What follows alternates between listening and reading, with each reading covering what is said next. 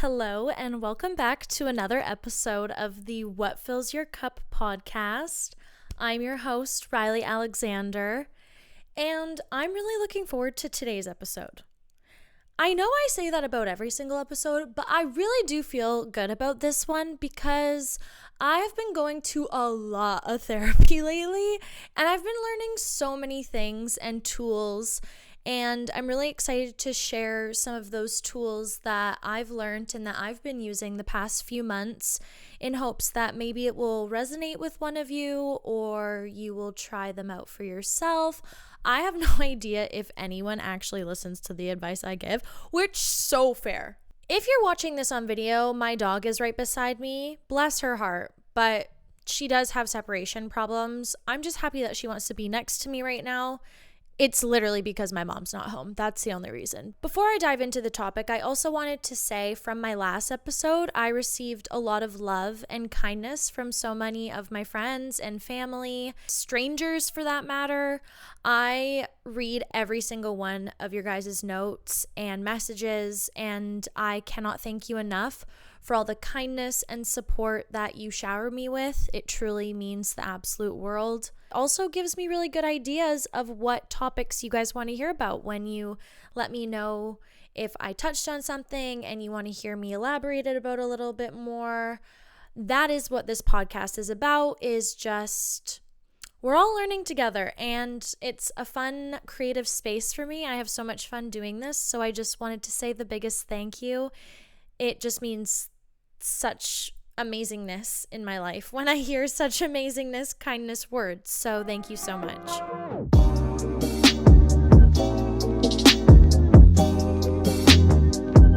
This week's topic I'm excited about, but also a little bit nervous. And I had been reached out by many people from my last episode because I touched on the topic of self-sabotaging. I feel like I have a lot to say when it comes to self-sabotage because a part of me feels like I'm kind of the vice president of the club, you know? And that's not funny. I shouldn't be laughing at it because I have done things where I'm like, maybe shouldn't have done that way. Maybe shouldn't have handled a situation the way I handled it, but we're all learning. We're all growing. I sure as hell have so much learning to continue to do, but that's kind of what life's about in my opinion. You do something dumb, you do something great, we're both learning from the situation, I try to lean more towards the greatness side, but sometimes I'm in floss state and I just can't get out of it. So yes, today's topic we are going to be discussing self-sabotage. And I don't know what I want to title this episode yet, but it's going to be something funny because I'm kind of hilarious. At least I think so. I make myself laugh a lot. I might be my own best friend. I am my own best friend, actually. I make myself giggle. But that's not the point because sometimes I make myself really confused and sad and flustered. Wow, what a way to swing into the topic. And then I self-sabotage. Mic drop. There's been a couple moments in my life where I've felt as though I sabotaged a certain situation or friendship or relationship when I didn't need to. And when I say I didn't need to, I mean comfort, I've learned, kind of scares me a little. And I think there's times in my life where when I get comfortable or too comfortable, I tend to kind of spiral and do something to just spice up my life. An example I could give is the fact that I tend to pack my bags and leave the country for months on end. I quit my job, I leave all my friends and family that I feel so safe with, and then next thing you know, I'm alone across the world.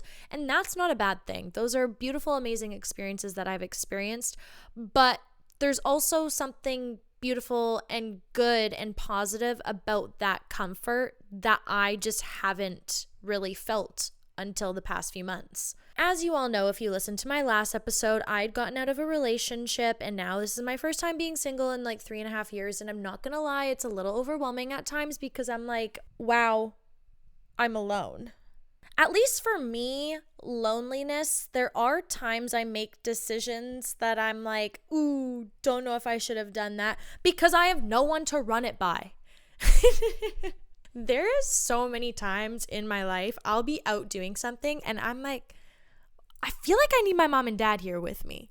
I feel as though I'm a kid in an amusement park and my parents left me and it's the greatest thing ever because I can literally do whatever I want, but I don't know if I should be allowed to. Might get in trouble. That's where the self-sabotaging comes from. I'm not going to sit here and say that I self-sabotage a lot or often, but there are times where I feel as though I'm really comfortable and stable in my life and I need to do something to fuck shit up. Basically, moral of the story, that's kind of what it comes down to. And I don't know why that is that I do that. And that's something that I'm trying to learn and work through on therapy, like how to just enjoy the calmness of life and comfortability when you are comfortable and safe and healthy and happy. And I feel as though there are times where because I have ADHD, thrive on that feeling of fight or flight. And I've never admitted that before to anyone. See, I feel like this podcast for me is also just a therapy session. Like I just talk about what's going on in my little brain, actually big brain to you, just kind of going with the flow, figuring my life out. And then I come up with these realizations of like, is it because inside my brain is so chaotic and crazy mumble jumble mangle jangleness that I need my reality to also be mumble jumble chaos craziness? No. It's actually really comforting when my reality is calm because inside my brain is literally bouncing off the freaking walls. And when I talk about self-sabotage, I feel like I'm talking about my discomfort in the comfort and trying to navigate that because that's where I tend to blow shit up and pack my bags, leave the country, dump another guy that I'm talking to. So sorry if I have, by the way. There was an analogy, that's a tongue twister right there. There was an analogy my therapist gave me a couple months ago, and it has extremely resonated with me. If you are going to listen to anything out of this podcast, I really want you to listen to what I'm about to say because I think it is of great importance, and I actually think it put a lot into perspective for me. And the analogy she gave me was, imagine you are a bus driver and every single age of you personally is sitting behind you in the bus. Now me, 26-year-old Riley, is there driving this bus. And every single version of Riley is sitting behind me. And I can come up to a stop at a decision. And who is making that decision?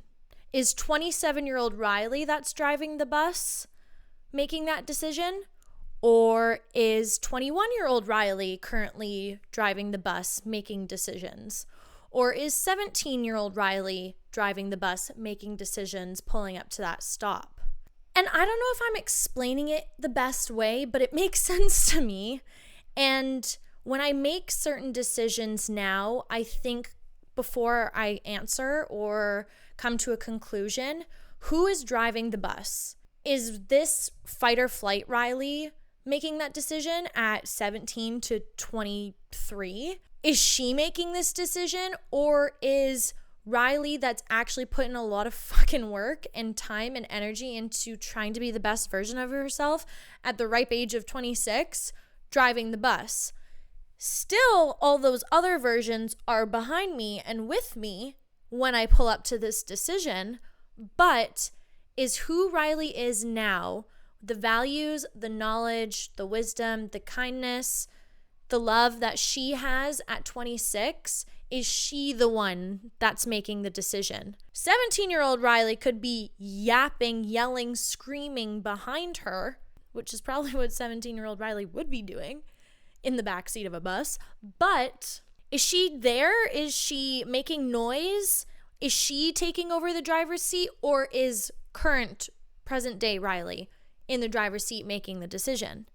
And the way I really resonate with that is all those past versions of Riley, of myself, of you, are still within you. It's how you got to where you are now as the driver, and now when you make decisions, that's who's making them. 26-year-old Riley, or you, however old you are, whoever you are that's listening to this, is you present day making that decision. I love that analogy. I find now when I do make decisions, I think, okay, I'm making this decision. This is something that aligns with my values. This is something that aligns with where my life is currently or about to be going. Is this helping my mental health? Is this affecting negatively my mental health? Those are all questions I ask when I'm in situations where I feel as though I'm in that fight or flight, self-sabotage, chaos galore. We're not glamorizing chaos, but sometimes shit gets crazy and it's a little overwhelming. But I wanted to share that analogy because I think it could be beneficial and useful for a lot of people in whatever aspect you're going through in life. Just check in with yourself and just kind of think of who is reacting to this. Is this triggering something that 21-year-old me would be really affected by, and 26-year-old me has grown and realized it's not that deep, and to relax and breathe and to respond or take care of a situation in a calm, collected manner? Or am I triggered and going right to 21-year-old Riley, where I'm just like, everyone hates me, I don't know what to do, and I'm just gonna ruin my life and be alone, you know? I also just want to say it's okay to be alone, and it's okay to sit in your discomfort and loneliness. It is important to nourish time with friends and family and taking yourself out on dates and prioritizing and focusing on your mental and physical well-being. I'm not saying that that's something we need to push aside, but learning how to be okay in discomfort is a really valuable tool. And that's something that I have really learned the past few months, is just genuinely enjoying my time alone, and also starting and really enjoying new hobbies. I've been absolutely ripping the seawall on my rollerblades. I love rollerblading. It is so therapeutic to me. I've been really into drawing. I want to start getting into painting. I love coloring. I love puzzles. I love having wine with my friends. Like, I've just been really enjoying this chapter of my life. I also don't think self-sabotaging is entirely 100% negative. Yeah, I mean, if you text your ex at 3 a.m. saying like, I'm coming over, and he was an asshole or she was an asshole, it's like, why is drunk you self-sabotaging sober you? Because you're going to wake up and immediately regret that decision. Don't do that, by the way. But what I will say is you will learn from every decision you make, every way you respond to something, every way that you go about a situation. It's always a chance to learn something new, and it's always a chance to continue to grow and be the healthiest, best version of yourself.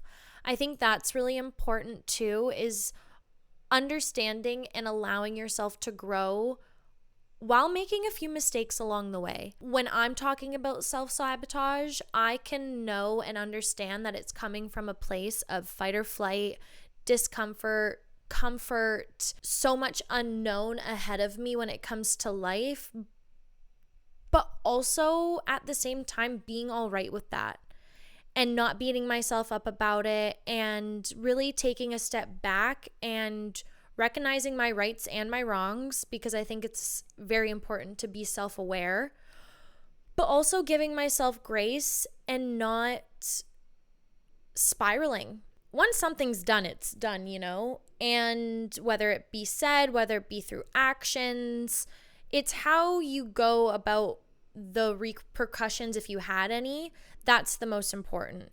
As long as you take care of yourself, are self-aware enough if you've hurt someone else in this period of whatever the case may be, acknowledging that and taking accountability and responsibility for your words and actions. I think that's very important as well. I just want to make sure that everyone that's listening understands and knows that it's okay to make mistakes, and it's okay to remove yourself from situations that make you uncomfortable, where you feel as though you are going in that fight or flight of I'm about to blow up my freaking life. But it's how you work to make sure that you can pull yourself out of those moments and self-reflect and be aware of what calms your nervous system, what can bring you down in the sense of when life is chaos and your brain is going complete wackadoodle, how do I ground myself again, pull myself back down, and just know that everything's gonna be okay? Since you asked, some of the tools that I've been using to ground myself and pull myself down are definitely through inner child work in therapy. Guys, I've been really into bubbles lately, like blow bubbles, soap bubbles. Like I keep bubbles in my purse and I'll just blow them when I'm down the street because I freaking love bubbles. They're so pretty. And I just think it's funny and it makes people smile. I truly am living a life right now where I just feel so silly and happy. I love to dance and twirl. I've never said I was a good dancer. I would like to preface this right from the bat. I'm not a great dancer, but that's not going to stop me from doing it.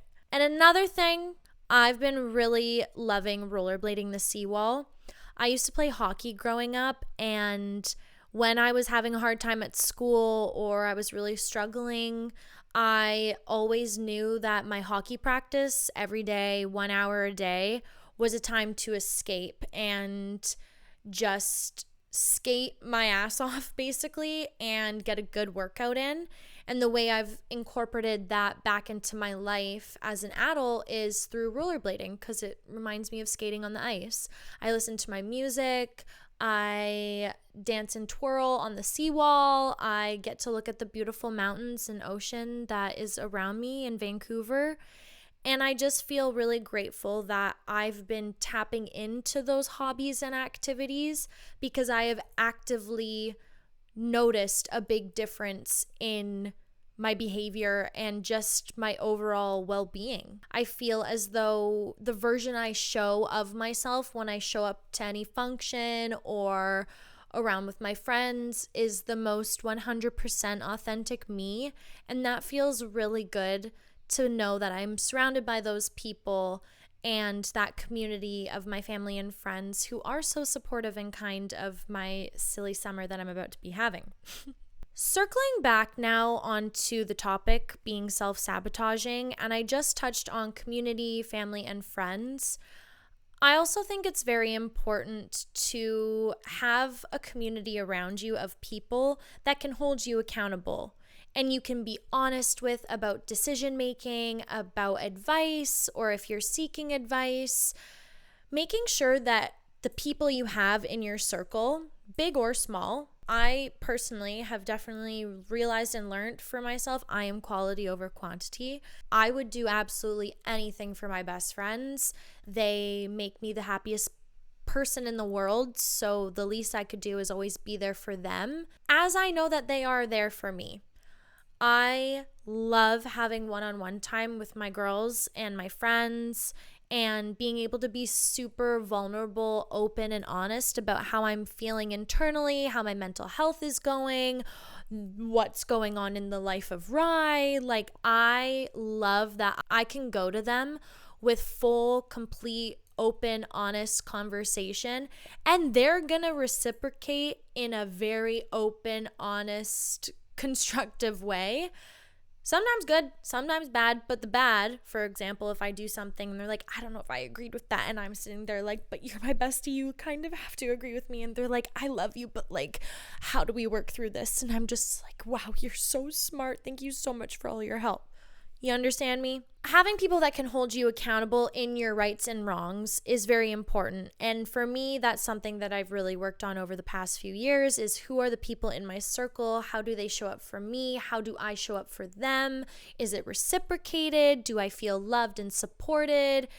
All these things are extremely important.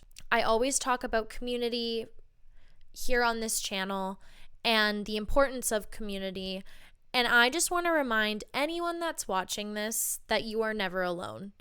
And with self-sabotaging kind of is like decision making on your own, I want to remind you that you aren't alone And it is okay to talk to your friends and family, coworkers, employees, I don't really know. Anyone that you feel safe with and being open and honest to.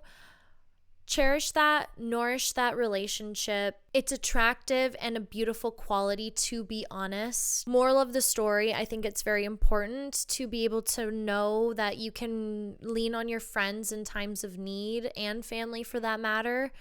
And I just hope that no one ever feels alone and that we all lived in shared experiences. And by me talking about self-sabotaging, I'm here to say that it's okay. And it's part of the human experience, and we might not agree with it or we might not understand why we're doing what we're doing, but that's also part of it. We're growing, we're evolving. No one knows what they're doing, let's be honest. I feel as though I've said all that I've wanted to say in today's episode. I hope I made sense. I always feel as though in my solo episodes, it's so mangle-jangled because I just raw dog these. I have no idea what I'm going to talk about. I have an idea, and then typically I just show up and go with the wind. Thank you guys so much for listening. It means the absolute world to me. Every comment, like, view, support at any realm, I just wanted to say the biggest thank you. This is my dream. I'm having so much fun doing this. I always forget how fun it is when I take a little bit of a break and then I come back and just get to sit and talk and basically have a one-on-one therapy session and record it. Talk myself out of things 90% of the time. But that's okay. How fun. My kids are going to look back on this one day and be like, Mom, what the hell? And I'm going to be like, I know. Shit was fucked. Before I sign off, don't forget to comment, like, and subscribe to the What Fills Your Cup channel and follow me on Instagram at What Fills Your Cup Podcast. I hope you have a wonderful morning, evening, night, breakfast, lunch, or dinner. And if you haven't heard it today, I wanted to tell you that I love you. And don't forget to tell someone you love them because you never know who needs it a little extra. Thank you guys so much for watching. I will see you very soon for another episode. Bye.